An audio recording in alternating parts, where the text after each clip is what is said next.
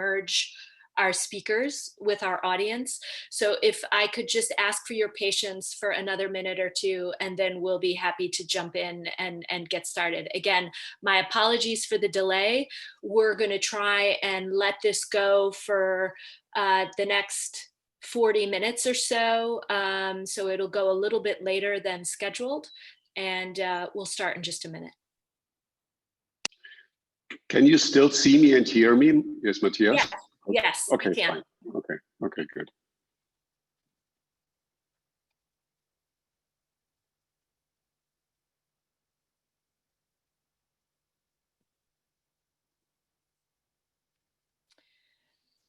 Okay, welcome everybody. My name is Julie Smith, and I am the director of the Asia program at the German Marshall Fund of the United States. And again, let me apologize for the technical difficulties that we had this morning. Very unusual. We've been very happy with Zoom in recent weeks, but we had a lot of issues. So I apologize about that. Good morning to everyone in the United States. Good afternoon to those of you that are joining us on the other side of the Atlantic. I'd like to welcome you to this special session titled US and China, Does Europe Have to Pick a Side? We have two excellent guests with us here for this session. Couldn't be more pleased about this.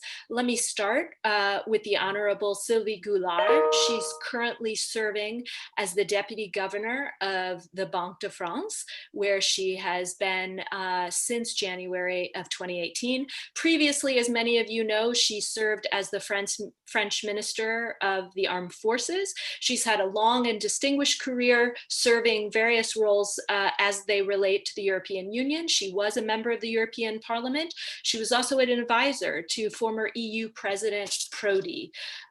So happy to welcome you today, Sylvie. Thank you for joining us. Very pleased to also welcome Dr. Matthias Dorfner from Germany.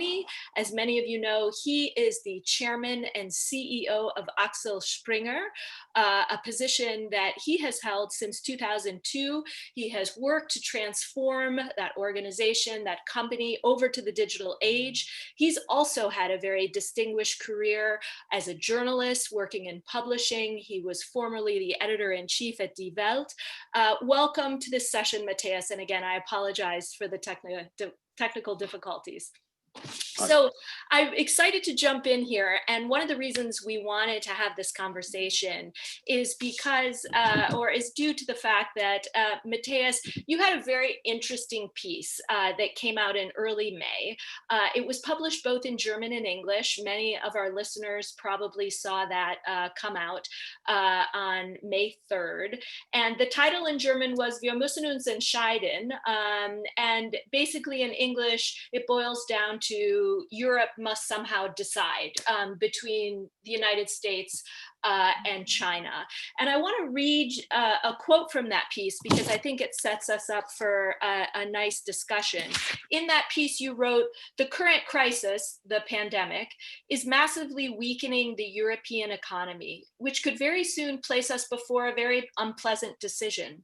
Should we offer our companies to China in the post-corona era for bargain prices, driven downward by economic depression? Or should we finally draw a clean line in the sand?" So what I'd like to ask you to do before we go to questions from our audience is just to answer that question. Where did you land in that piece on that question, and why? What are you advocating for at this juncture? Well, you know, in the end, it is about the world order, and it's about the question of alliances. And I think sometimes in life, you cannot, as a person and not as a country, keep the cake and eat it. You have to make a decision, and I think we are now at that point. For me, it has a long history. I remember very well when I traveled with the then Chancellor Helmut Kohl in 1994 for the first time to Beijing. And there were a lot of speeches and diplomatic interactions, always under the title "Change Through Trade." And that change through trade has happened, but in a very different manner than the Western democracies and market economies expected it. The trigger moment was, and I think the historic mistake was, the acceptance after years of negotiation of China as a full member of the WTO, and that happened in I think December 11th, 2001. Since then, the contribution of the US to the world GDP dropped from roughly 20% to 16%.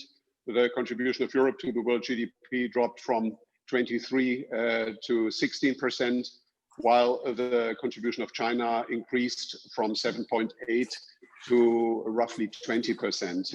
At the same time, growth in the US slightly below 2% average, in Europe slightly above 2%, in China 9%. That illustrates very clearly who benefited from that partnership.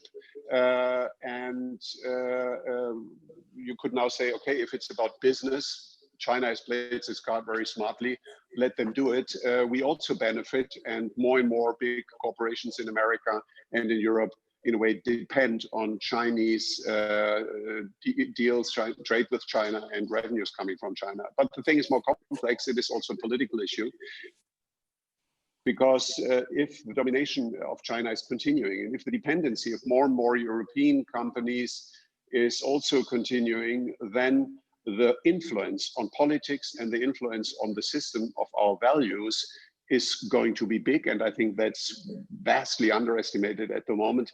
We see the first indications. The CEO of Daimler, where China is the biggest single shareholder, where Chinese shareholders are the single biggest shareholders, which is in the end always the state of China, had publicly to apologize for one single advertising page where the Dalai Lama was quoted. He had to apologize twice, otherwise they couldn't have continued to really do business successfully in China. And that just illustrates in one nutshell what is happening here. If you then take the role that AI is going to play and the potential dominance that China will have in AI, because their system of regulation is so much more dominated by one thing, the interest of the well-being of the state of China, and nothing else. No ethic borders limitations, no political or democratic or data protection limitations. That will lead to a domination in AI of China. It will lead to a business domination, and it will lead to a political domination. So in the end, I think it is about the question, will Europe continue to prosper as an open society, as a system where the applies, or has it to a step-by-step new rule? Whether we like the present administration in America or not, this is the crucial question. And I think you cannot have both, since the US are step-by-step going into the direction of either reciprocity or decoupling. I think Europe has to make a similar decision, and we should be at the side of the US. Okay, so I'm very curious, kind of, before I turn to Sylvie, just one more question for you, Matthias. What has been the reaction that you've received to this piece? I know it caught a lot of attention on this side of the Atlantic across Washington. I had several people mention the piece to me. I'm curious kind of the reaction, particularly from the private sector. I could imagine some industry leaders saying to you, conceptually, we understand where you're coming from, but in practice, how is this going to work? I'm an auto executive. I need this relationship in China. I rely on China, not just in terms of manufacturing and sales, but this relationship is important for emerging technology and all sorts of other reasons, being close to the consumer. How have you been engaging with the private sector since you've written this piece in the last couple of weeks? Well, of course, I expected a lot of opposition and counter arguments, and that is exactly what happened. I was, in a way, positively surprised by how much support and positive feedback I got. But you are totally right. From the private sector, from big corporations, it was, I would say, 80 to 90%. How can you dare to say that you are destroying the German economy? This is undoable, unrealistic. Now, at the first sight, that seems to be true. If you look to VW, they have sold in 2019 650,000 cars to the US and 4.2 million cars to China. That means that VW is already today depending much more on China than on the US. On the other hand, that illustrates at the same time that you could have the debate whether it's too late. I personally don't think so. because if you look to the absolute numbers of trade that Europe or Germany is doing with China, it would be a big hit, but not an existential one. So you could have the debate, is it too late? But if it is almost too late, then I think it is absolutely high time to make the decision now, because otherwise the circumstances are making the decision for us. And that would mean that we end automatically as an appendix, as Henry Kissinger has put it, Europe as an appendix to Eurasia. I don't know if that's the vision for Europe going forward. Great. Sylvie, I want to get your perspective. You sit in a different country, obviously, have different set of experiences, having served in those positions, both with the French government and inside the European Union. I'm sure you saw this piece at some point in the last couple of weeks. What thoughts did it trigger on your end as you sit with the article? Well, first of all, thank you for inviting me, because it's a very stimulating piece. As a citizen, I could say many things, but I'm going to give a more modest perspective, taking into account my functions. But also, I would like to say that we make as if Europe would exist as an entity that is completely fit for action on the global stage, which in my opinion could be one of the elements on which I don't disagree with Matthias, but I really would like to focus. For me, Europe has to pick the European side first, to exist and to be in the position to make choices. Two remarks. The first one on interdependence. I think it was maybe easier in his piece. Matthias is referring to the time of the Cold War, etc., to choose one side when interdependence was less deep. I'm not saying it should be an obstacle, but we have to keep it in mind. And if we want to be on the European side useful on the planet between the two big powers, constituted nations, powers with very strong Wir-Gefühl, as the German would say, the feeling to belong to something, we of course have to fight for something. And the lack of governance worldwide is maybe the thing for which we should. At the end, what we want is something that is multilateral, respectful on some values. And so I would not say it's picking a side, it's fighting for something, because we have also to identify ourselves. Time matters. This is my second preliminary remarks. And I agree with Matthias that it might not be too late, but we don't have so much time because, first of all, of technology and also climate change, which is not mentioned in Matthias' piece. So to take two examples from the field where I'm acting now.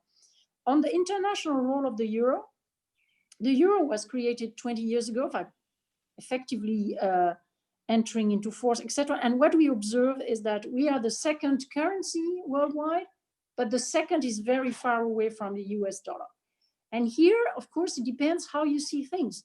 What do we want? Do we want to be the second hegemon, or do we want to promote free payment systems? And if you look at the past, it's the US dollar with the Fed, which, by the way, in the crisis has provided lots of liquidity. So the US has the hegemonic role, but it has also the duties. But of course, now the new questions are the digital currency created by China or Libra by Facebook. So even in a field where Europe has taken the decision to exist, we have not drawn all the lessons from the existence of the euro. And I believe that we should give up the idea of being neutral and engage much more for free payment systems and whomever is being unilateral in this field, to put it in a diplomatic way.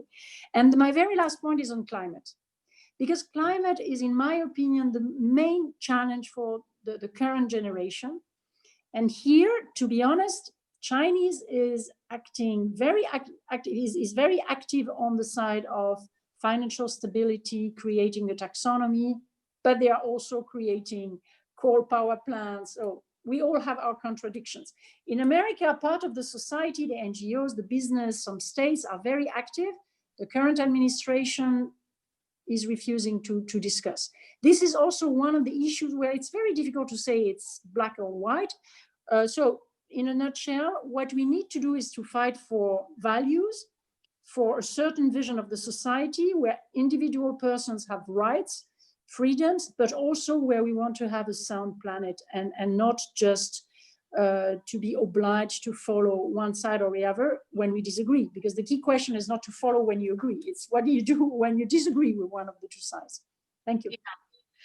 Thank you for that. I want to let folks know that I'm going to ask Sylvie one more question, but I really want to encourage all of you that are watching to type out some questions. I see some folks have already done that in the Q&A box at the bottom of your screen. So please don't hesitate to type questions. I obviously will try to get to as many as I can in the time that we have, but look forward to hearing from all of you. And that's the idea here, to engage our big audience. But Sylvie, I want to come back. So you and Matthias both were talking about timing and this question of, is it too late? Are we almost getting to the point where it's too late? This feeling that the clock is ticking. But I mean, I think you could also argue that this choice that's being presented between the US and China maybe isn't much of a choice at all, because of some of the measures that the Trump administration is already taking that kind of forces Europe's hand. So for example, if we look at the question of 5G, where the Trump administration now is taking measures using export controls to limit Huawei's ability to pursue and cooperate on these telecommunications networks in Europe. I mean, is the question itself not even realistic? Is it a situation where Europe will soon or already faces a situation where the US is forcing its hand, that there in fact isn't a choice, that it's preventing Europe from moving out? How would you answer that? Very briefly, 2 points. The first one is that it is a field where the nations, rather the member states, decide, unfortunately, and not Europe. It's an excellent example on you're not in the same position when you act as the largest trade partner in the world, a large market, or if you fragment the decision-making process. That's the reason why, personally, I will never give up on creating a more integrated Europe. And the second point is that if you look at who is having the technology, actually it's Nokia and Ericsson working for the US. So at the origins, 2 European companies, very successful, then having had some trouble in the last decades. So, I mean, once again, okay, you can present it the way that the Trump administration is forcing you to adopt an American technology, or you can look at it in another way. But in any case, it's a very important issue on which actually the consequences for the independence in terms of data and security is of the utmost relevance. Great. Okay, so I don't want to waste any time here. We're already getting quite a bit of a number of questions are coming in. So what I'd like to propose is that I'm going to throw out a handful of questions. Both of you can pick and choose and determine which ones you would like to answer. You don't have to answer everything that I'm throwing at you, but let me give you a few examples. So here's one that came in from Noah Barkin, and this is specifically for Matthias because it pertains to Germany. His question is, would a change in chancellor in 2021 lead to a change in Germany's policy vis-a-vis China? It seems that the two top candidates, Laschet and Söder, would bring more continuity than change. So he was curious for your thinking on that. Christoph von Marshall also has a question to all of the panelists. Can we afford to leave Australia out in the rain when China imposes sanctions on Australia just because it asked for an international investigation on the origins and the spreading of the coronavirus around the world? Should Western democracies not stand together, whether located in Europe, America, or Asia? And then we've got one that just came in from Hans Binnendijk. Here in the States, Europe is unlikely to make a clear choice to side with the US on all issues regarding China. And yet, if the transatlantic partners can develop a unified position on particular issues, we may have a chance to change Chinese policies. What areas in particular do you think provide opportunities for those types of unified positions? Very last question that I also saw in the chat box, and that was, if the US-China relationship completely bottoms out, how might Europe respond to that?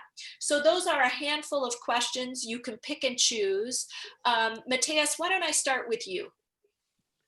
Okay, great. So first of all, the question, German Chancellor, would it make a difference? I think not a big difference, but there are nuances. Laschet is definitely a bit more business oriented, and he has a more kind of flexible approach if it is about human rights, rule of law, democratic values in countries that we partner with. So he has more this kind of very pragmatic approach. So I would expect under Laschet a bit more kind of rapprochement with China, because the business community in Germany has a very clear preference to say we are making more revenues with China, there's more growth with China, so let's go with them. Also, they like this kind of authoritarian approach to be faster and stricter. The example of Christoph von Marschall is a very telling one, and it shows that it is about much more than just about business. I mean, Europe loves the role, and particularly Germany loves the role to be somehow the kind of multilateral role model and be somewhere in the middle and be nice to everybody, talk to everybody, which is in principle absolutely right. You should talk to everybody, you should have diplomacy and back channels with everybody, no question. But in the end, if it is about such a development and a potential decision, I think the main factor is what is the value system that somebody's operating in. And this value system and the system of, and the legal system is so different. One is a dictatorship, an authoritarian system. The other one is a democracy.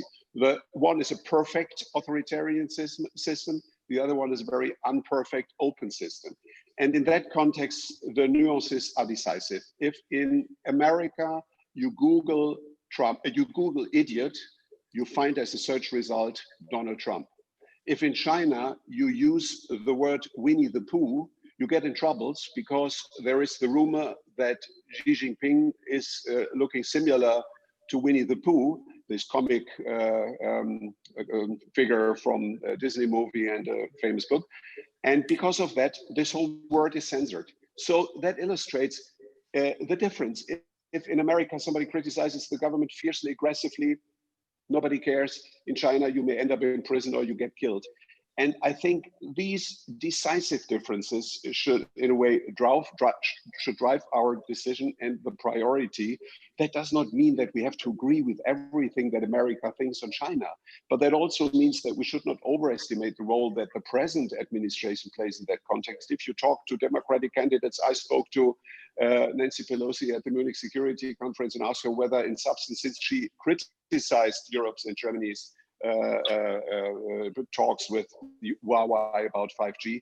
I asked her, does that mean that you agree in substance with Donald Trump's policy on China? And she said, to the surprise of the audience, yes, in substance, yes, because China is an authoritarian factor and so on. So it is not that much about the present administration. We are discussing a world order that reaches far beyond the present administration. It's a question of decades and really a question of a value system. And last point, you could say, well, business needs freedom and we have to do business with everybody. Yeah, that's true.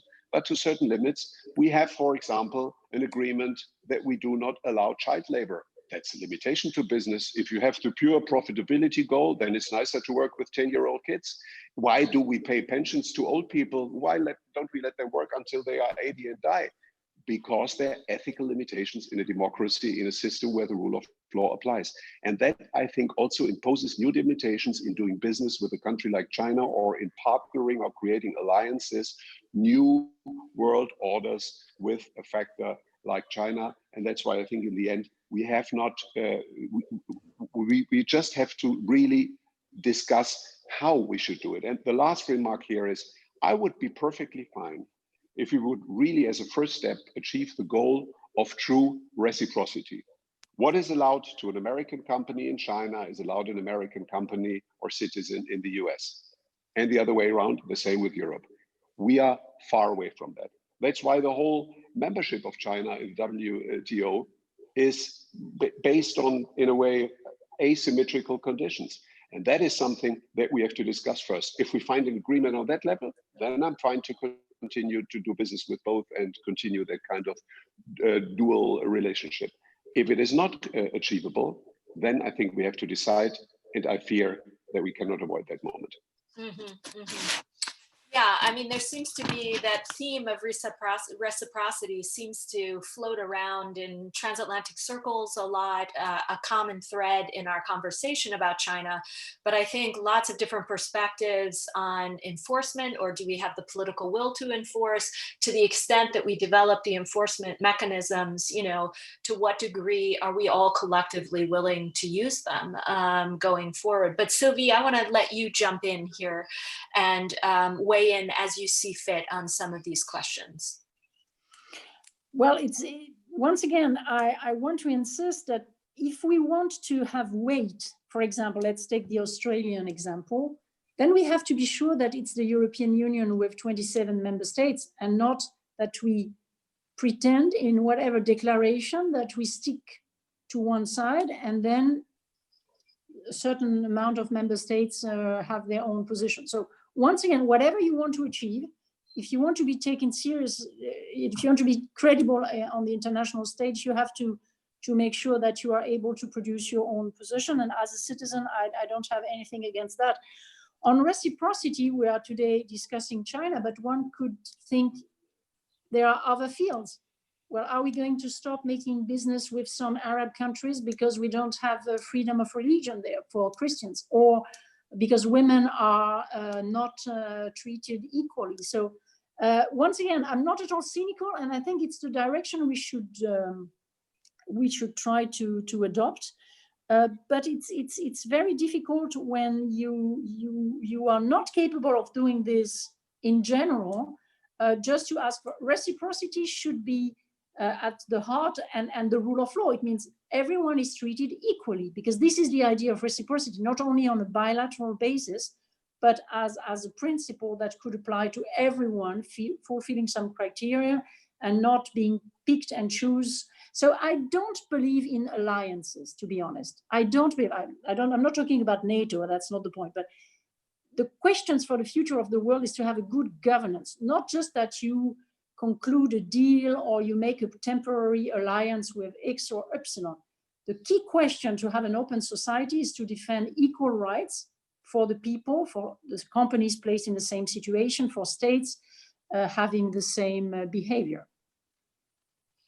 Great. Okay, we've got questions coming in on YouTube. We've got questions coming in on Zoom. I've tried to just lump some together because there are a lot of common threads. So we've had a couple questions about Germany's EU presidency, which of course starts this summer. And that takes us obviously to Leipzig, and a lot of questions about the prospects for that actual summit to happen with China. Is there a prospect for some sort of deal? Should Europe cancel the summit, Germany take it down in light of everything that's happened in recent weeks, including what's happening in Hong Kong? Or going the other way, if the summit proceeds and there is a deal, although I think there's some skepticism on both sides of the Atlantic about that, what could be the impact on the transatlantic relationship? So that's one basket, kind of the German EU presidency paired with Leipzig. The next one, I had a couple of people that were asking the question about whether or not both of you feel that China is actively trying to undermine EU integration. I think we've seen in recent years Russia undertaking some efforts to undermine EU integration, but curious about your perspectives on the degree to which China is taking the same stance, given the way in which it has the way in which it has undertaken this kind of what some refer to as mask diplomacy. And then we had a couple of questions about folks noticing that there's EU chatter or European chatter about decoupling, but some skepticism among our participants about whether or not Europe could ever agree. Should, in fact, Europe, when it comes to decoupling, start small with what some refer to as diversification, and there you would just focus on, say, medical supply chains, PPE, which is produced in large part in China, and then you widen out the circle from there? Or do both of you believe that there's enough of momentum right now to really pursue this wholesale? And then the last question, we had a couple of questions about values, in particular, some agreement when Sylvie said we have to fight for something, pursue our values. But then some of our participants asking about Hong Kong in particular, and seeing the way in which some countries have been very quiet in recent days about the new security laws that are being put in place in Hong Kong.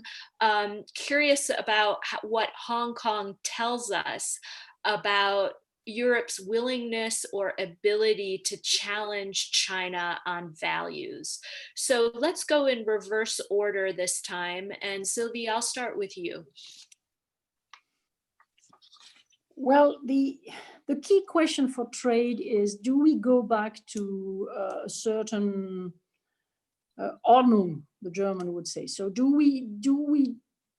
are we satisfied with a range of bilateral agreements, or do we try to rebuild something more serious at the WTO with respecting a certain rule of law and panels, etc.? And here, if we rebuild this, all the ones willing to do it, as we try to work on the financial issues at the IMF, or then we have some tools and some places where we can have the dialogue and put pressure and try to get something in exchange of what we are proposing. I'm not sure that if we don't go so far, we will have more than, as you say, maybe small changes, because we are all also in contradictions. You have the business that have some that is drawing some advantages with the flux with China, but we have all the consumers. What about the consumer citizens? Are they ready also to take some decisions, and which one? So once again, for me, the key question in the coming years for climate, for financial stability, for trade is, are we still in the Western world and with some new countries and new powers willing to rebuild something that is solid and legally sound and creating or are we going to continue to make just bilateral deals? And in this case, it will not be enough. Great. I find the Hong Kong question particularly interesting, because this is for me a wonderful example for what I'm running at. I had this.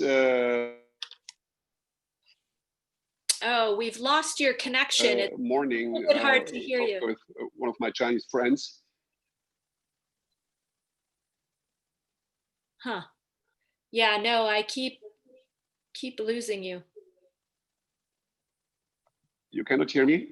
Okay, try again. Is it better? Can you hear me now? Is it better? Yeah. I think there was a freeze.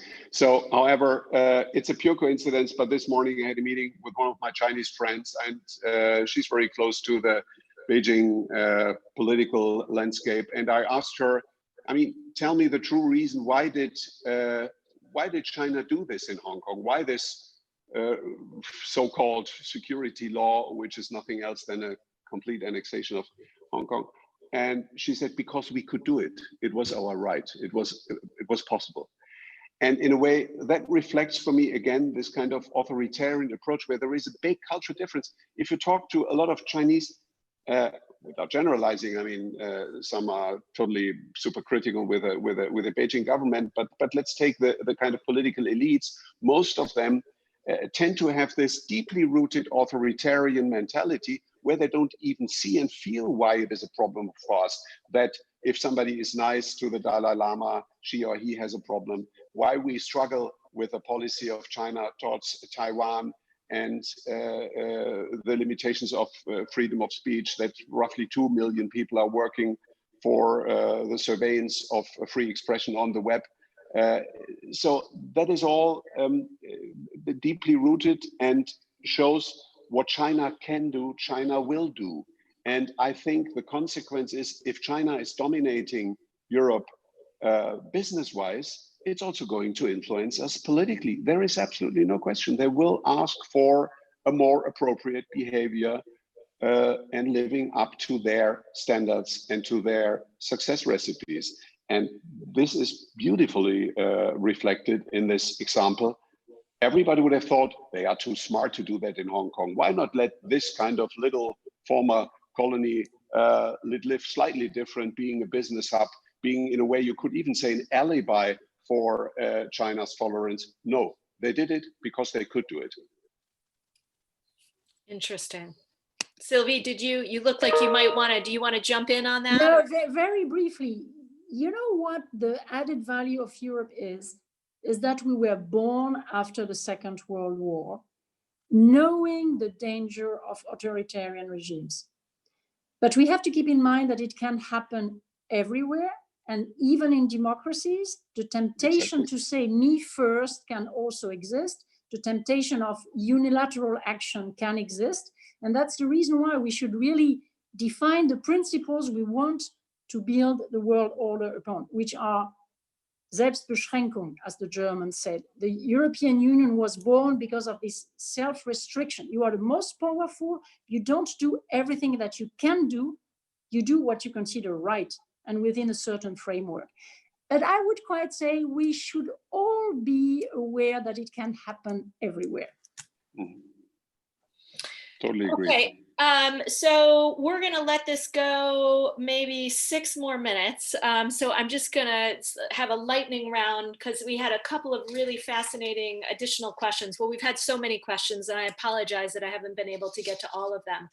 But Matthias, in particular, you may have some interesting views on this. So we've had a lot of questions in this session about technology giants that have emerged in recent years.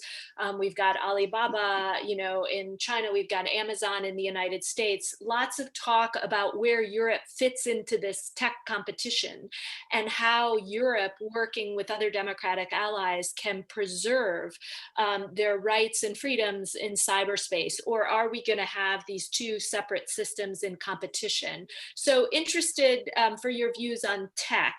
Sylvie, we still are getting a lot of questions about obstacles to European integration, or not integration, European unity on some of these China challenges. And folks are asking, what's the biggest obstacle here? Is it really the fact that China has made some of these investments and then sometimes expects political favors as a result? Is it just typical European division? We've seen this on Iran and Russia and other questions where European countries have different views on the nature of the challenge.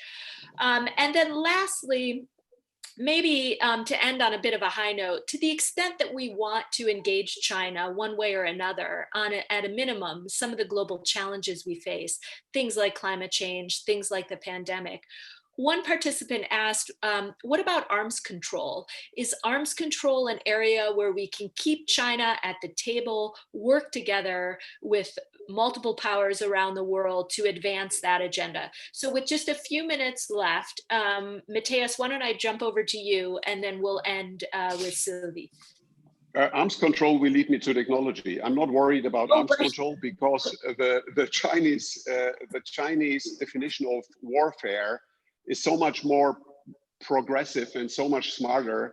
They understand that the warfare of today is not done with arms of conventional kind. The arms of today is economic power, and more important, the power of data and the usage of data.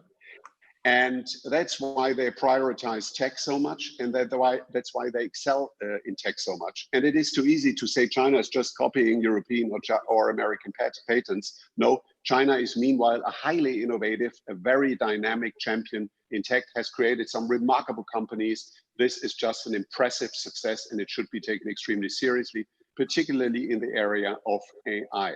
And it looks that this is the new arms race, and that this is done only between the US, Silicon Valley, and China, Beijing, and some other hubs. So, and if that's true, again, my prediction is at the moment, Silicon Valley is still ahead. In a couple of years, China will be ahead. Why? Because there's no limitation in regulation, and they will just move much faster and more ruthlessly. So now the question is, where's Europe? I think Europe is absolutely in a today irrelevant position. There is no value creation and no real innovation around AI in Europe. Although, and that is interesting, we produce so many patents and we do so many interesting developments and we have so much excellence in research and development. Europe has what the world needs and what the future needs. That's intellectual property, innovation based on competition of best ideas and based on a free and liberal society model. That is so important, and it can be the defining factor who is winning the arms race. Do we put our intellectual property and excellence in academia into the hands of the Chinese? Then it's clear. Or do we put it into the hands of our traditional allies, the United States of America? That is my recommendation. But my last remark is, if you want to re-establish an alliance, and it's an alliance that the Germans owe so much. I mean, in the end, the fact that we got a second chance after the Holocaust and the Second World War, the fact that Berlin is today the city of a unified Germany, the fact that we have reunification, we owe them so much.